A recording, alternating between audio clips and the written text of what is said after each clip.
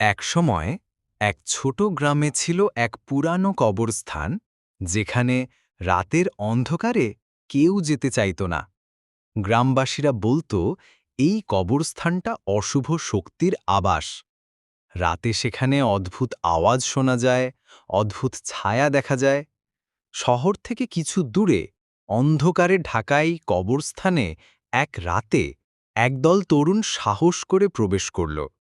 তাদের উদ্দেশ্য ছিল রহস্য জানার, সত্য খুঁজে পাওয়ার। তারা ঢুকতেই দেখল কবরের ওপরে জমাট অন্ধকার, যেন এক অজানা শক্তি তাদের আঘাত করতে প্রস্তুত। তরুণরা হাঁটতে হাঁটতে হঠাৎই বাতাসে ঝড় শুরু হলো।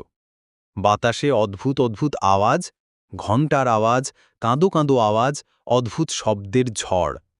একজন তরুণ, তার নাম রাকিব, দেখল এক কবরের পাশে অদ্ভুত কিছু আলো জ্বলজ্বল করছে।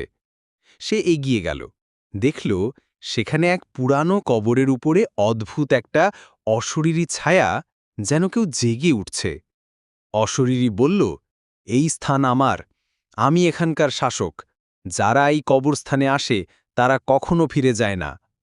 তারপর হঠাৎই কবরের ভিতর থেকে অদ্ভুত আওয়াজ শুরু হলো, জোরে জোরে কাঁদো কাঁদো কণ্ঠস, অদ্ভুত এক শৈত্য প্রবাহ বইছে, যেন কেউ বা কিছু এখানে আটকে আছে।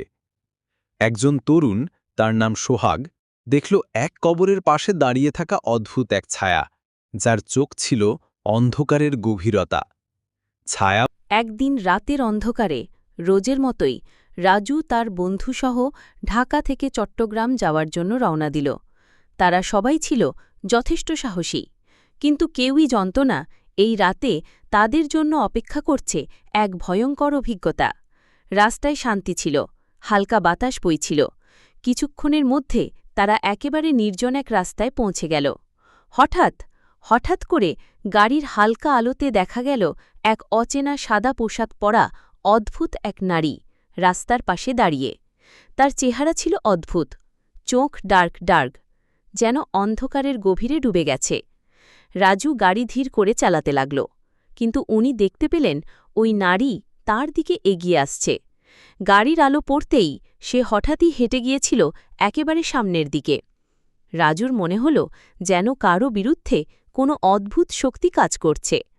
অথচ রাস্তার একেবারে নির্জন, কোথাও কোনো লোক নেই, তবে এই অন্ধকারে যেন কারো উপস্থিতি স্পষ্ট। গাড়ির হেডলাইটের আলো পড়তেই ওই নারী হঠাৎই অদৃশ্য হয়ে গেল। সবাই একটু অবাক হলেও ভাবল, সাঁই, হয়তো কোনো সাধারণ মানুষ বা কোনো ভৌতিক ঘটনা নয়। পথ চলতে চলতে হঠাৎই গাড়ির গ্লাসে দেখা গেল এক অদ্ভুত ছায়া। একজন পুরুষ, খালি চোখে দেখলে মনে হবে